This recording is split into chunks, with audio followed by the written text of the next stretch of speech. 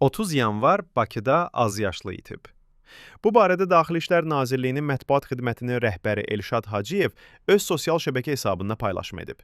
Səid adlı azyaşlı uşağı yol patrul xidmət əməkdaşları kənar dairəvi yolda, hərəkətin intensiv olduğu istiqamətdə yolu təhlükəli yerdən keçən aşkarlayıb. Məlum olub ki, azyaşlı uşaq anasından küstüyü üçün evdən çıxıb gedib. Anamdan küsmüşdü. Anamdan küsmüsən? Evinizin yerini bilirsən? Həyata keçirilən operativ tədbirlər nəticəsində Bakıda küçədə tapılan uşağın valideynləri müəyyən edilərək onlarla əlaqə saxlanılıb.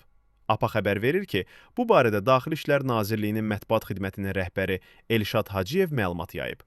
Azyaşlının atası ekoloji nəzarət postuna dəvət olunub deyə məlumatda deyilir. Qeyd edək ki, azyaşlı Səid atasına təhvil verilib.